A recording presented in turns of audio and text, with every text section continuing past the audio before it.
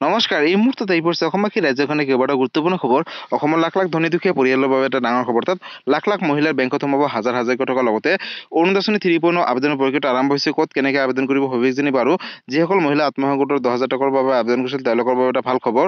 আৰু নিবনুৱা যুৱক যুৱতীসকলক দিব চৰকাৰে 2 লাখ টকা। লগতে 50,000 নতুনকৈ চাকৰি আৰম্ভ কৰিব চৰকাৰে। আৰু আশাকৰ্মী, অংগনবাড়ী কৰ্মী আৰু আশাকৰ্মীসকলৰ বাবে এটা ভাল খবৰ। দৰমহা বৃদ্ধি কৰিব। আৰু PM কিষাণ যোজনাৰ 19 নম্বৰ কিস্তিখন কেতিয়া দিব আৰু কোনে কোনে লাভ কৰিব। লগতে 19 নম্বৰ কিস্তিখন লাভ কৰিব হলে বিশেষ কেইটামান কাম কৰিব লাগিব। নতুন কেইবাটাও আপডেট আহিছে PM কিষাণ যোজনাক লৈ। গতিকে ভিডিঅ'টো সম্পূৰ্ণকৈ চাওক আৰু ভালদৰে বুজি লওক। তো বলক ভিডিঅ'টো আৰম্ভ কৰোঁ। আৰু আজিৰ প্ৰথমটো খবৰ হৈছে ৰাজ্যবাসীৰ বাবে এটা ডাঙৰ খবৰ। অৰ্থাৎ লাখ লাখ দুখীয়া দৰিদ্ৰ আৰু মধ্যবিত্ত পৰিয়াললৈ মুখ্যমন্ত্ৰী ডক্টৰ হিমন্ত বিশ্ব শৰ্মাই ক'লে বৃহৎ ঘোষণা। অৰ্থাৎ আশাকৰ্মীৰ পৰা আৰম্ভ কৰি যিসকলে নতুনকৈ অৰুণোদয় আঁচনি আবেদন কৰিম বুলি ভাবিছে তেওঁলোকৰ বাবে এটা ভাল খবৰ।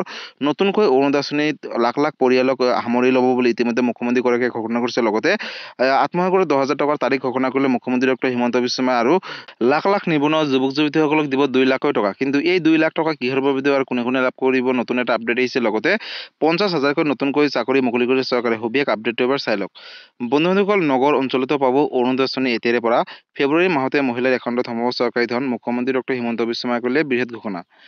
শীঘ্ৰেই নগৰ অঞ্চলতো আৰম্ভ হ'ব অৰুণোদয় আঁচনি 3.0 আবেদনৰ প্ৰক্ৰিয়াটো ইতিমধ্যে চৰকাৰে ঘোষণা কৰিছে। লগতে নতুনকৈ আৰু বহু মহিলাক সামৰি লোৱা হ'ব অৰুণোদয় আঁচনি 3.0 অধীনত।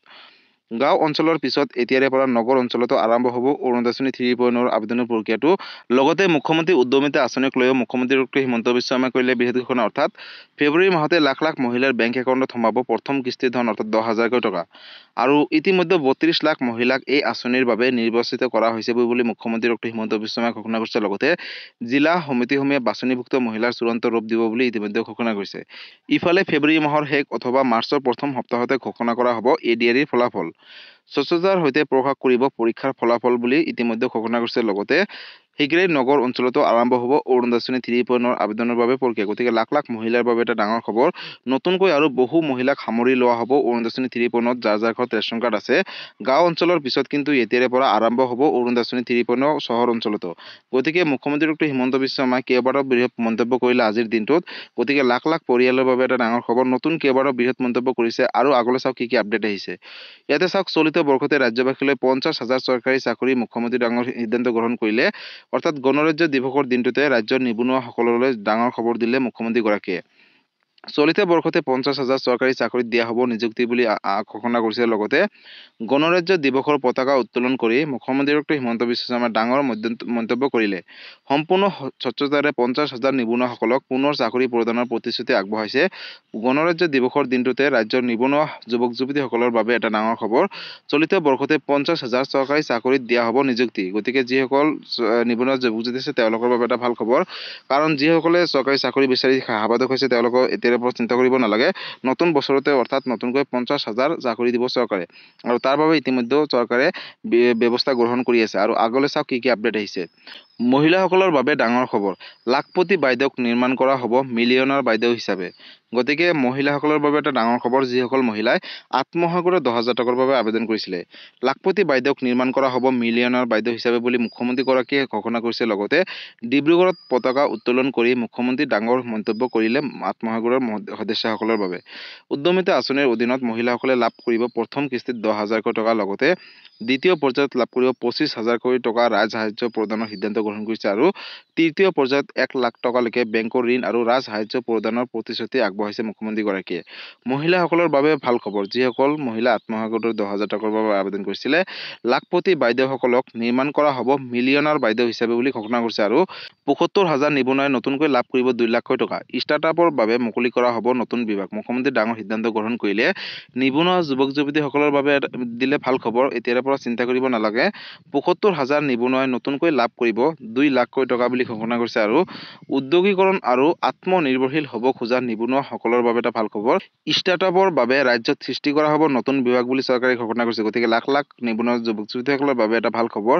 ডিব্ৰুগড়ত পতাকা উত্তোলন কৰি মুখ্যমন্ত্ৰী ডাঙৰ সিদ্ধান্ত গ্ৰহণ কৰিলে। যিসকল নিবনুৱা যুৱক যুৱতী আছে, নিবনুৱা যুৱক যুৱতীসকলৰ বাবে ডাঙৰ খবৰ। গতিকে যিসকল নিবনুৱা যুৱক যুৱতী আছে তেওঁলোকক দিব 2 লাখকৈ টকা।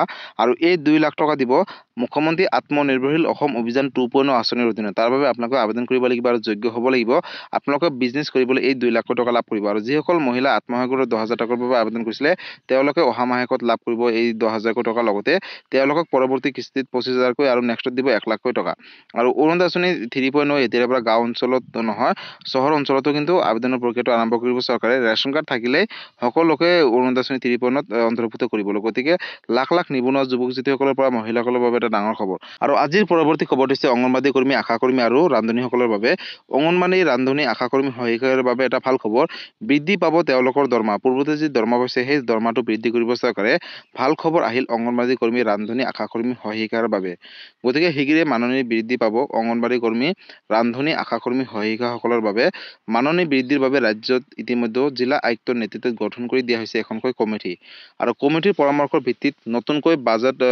বাজেট এটা ঘোষণা কৰিব চৰকাৰে সংবাদ মাধ্যমত মুখ্যমন্ত্ৰী ডক্টৰ হিমন্ত বিশ্ব শৰ্মাই ডাঙৰ সিদ্ধান্ত গ্ৰহণ কৰিছিলে যিসকল ৰান্ধনী বা অংগনবাদী কৰ্মী আছে গতিকে লাখ লাখ অংগনবাদী কৰ্মী আশা কৰ্মী বা ৰান্ধনীসকলৰ বাবে এটা ভাল খবৰ শীঘ্ৰে মাননি বৃদ্ধি পাব অংগনবাদী কৰ্মী আৰু ৰান্ধনী আৰু আশা কৰ্মীসকলৰ মাননি বৃদ্ধিৰ বাবে ৰাজ্যত বিত্ত আয়ুক্তৰ নেতৃত্বত গঠন কৰি দিয়া হৈছে এখনকৈ নতুনকৈ কমিটিৰ পৰামৰ্শৰ ভিত্তিত বিত্তীয় বৰ্ষৰ বাজেটত গ্ৰহণ কৰা হ'ব নতুনকৈ সিদ্ধান্ত আৰু তেওঁলোকৰ এই দৰমহাটো বৃদ্ধি কৰিব বুলি ইতিমধ্যে চৰকাৰে ঘোষণা কৰিছে গতিকে লাখ লাখ মহিলাৰ বাবে এটা ভাল খবৰ যিসকলে অংগনবাদী শ্ৰমিক বা আশা কৰ্মী বা ৰান্ধনী আছে তেওঁলোকৰ এই দৰমহাটো বৃদ্ধিক লৈ ইতিমধ্যে চৰকাৰে কেবিনেটত প্ৰশ্ন উত্থাপন কৰিছে আৰু তেওঁলোকৰ দৰমহাটো বৃদ্ধি পাব আৰু আজিৰ পৰৱৰ্তী খবৰটো হৈছে লাখ লাখ কৃষকসকলৰ বাবে এটা ডাঙৰ খবৰ অৰ্থাৎ 19 নম্বৰ কিস্তিখন কেতিয়া দিবাৰ কোনে লাভ কৰিব লগতে 19 নম্বৰ কিস্তিখন লাভ কৰিব হ'লে বিশেষ কেইটামান কাম কৰিব লাগিব নতুন কেইবাটাও আপডেট আহিছে পোনপ্ৰথমতে আপোনালোকে আপডেটটো এবাৰ চাই লওক বন্ধুসকল PM কিষাণ যোজনাৰ হিতাধিকাৰীসকলৰ বাবে এটা ডাঙৰ খবৰ আজিয়ে কৰি লওক এই বিশেষ গুৰুত্বপূৰ্ণ কেইটামান কাম আৰু যদি এই কাম নকৰে তেনেহলে 19 নম্বৰ কিস্তিখনৰ পৰা বঞ্চিত হৈ থাকিব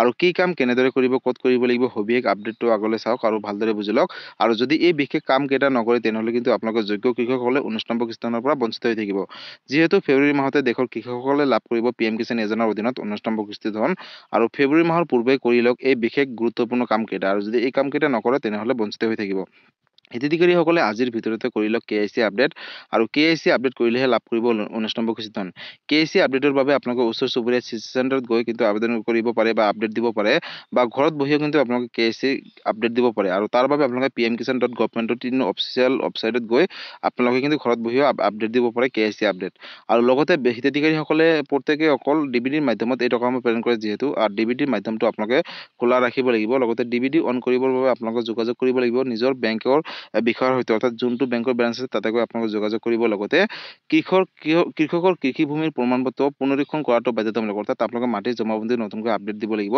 আৰু তাৰ বাবে আপোনালোকে নিজৰ চক্ৰ বিষয়া কাৰ্যালয়লৈ যাব আৰু আপোনালোকে নিজৰ মাটিৰ পুনৰীক্ষণ কৰাটো বাধ্যতামূলক PM কিষাণ যোজনাৰ হিতাধিকাৰীসকলে বেংক একাউণ্টৰ সৈতে লিংক কৰাব লাগিব আধাৰ কাৰ্ড আৰু বেংক একাউণ্ট লিংক নকৰিলে টকাসমূহ নাপাব আৰু আপডেট হৈ থকা আধাৰ কাৰ্ডে আপোনালোকে লিংক কৰিব পৰা হ'ব বেংক একাউণ্টৰ সৈতে গতিকে লাখ লাখ কৃষকৰ বাবে এটা অত্যন্ত জৰুৰী খবৰ বন্ধুসকল আপোনালোকে এই বিশেষ কাম কেইটা যদি নকৰে 19 নম্বৰ কিস্তিখন দিয়াৰ আগতে বা পোৱাৰ আগতে তেনেহলে কিন্তু আপোনালোকে 19 নম্বৰ কিস্তিখনৰ পৰা বঞ্চিত হৈ থাকিব গতিকে আপোনালোকৰ হাতত মাত্ৰ বিশেষ কেইটামান দিনহে আছে আৰু এই বিশেষ দিনকেইটাৰ ভিতৰত যদি আপোনালোকে এই বিশেষ 4টা কাম কৰে তেনেহলে আপোনালোকে আহিবলগীয়া লাভ কৰিব 19 নম্বৰ কিস্তি ধন গতিকে লাখ লাখ কৃষকৰ বাবে এটা অত্যন্ত জৰুৰী খবৰ যদি আপুনি এজন কৃষক হয় বা যোগ্য কৃষক হয় তেনেহলে আপোনালোকে এই ধনসমূহ লাভ কৰিব আৰু যদি পূৰ্বৰ কিস্তি ধনৰ পৰা বঞ্চিত হৈ আছে তেনেহলে আপোনালোকে কোনো ধৰণৰ চিন্তা কৰিব নালাগে তাৰ বাবে আপোনালোকে যদি এতিয়াৰে পৰা নিজৰ বেনিফিচিয়াৰী ষ্টেটাছটো এবাৰ চেক কৰি লয় কিবা ভুল হৈ আছে নে কিবা খেলিমেলি হৈছে যদি সকলোখিনি 19 নম্বৰ কিস্তিখন দিয়াৰ আগতে শুধৰণি কৰি লয় তেনেহলে কিন্তু আপোনালোকে আহিবলগীয়া 19 নম্বৰ কিস্তিখন লাভ কৰিব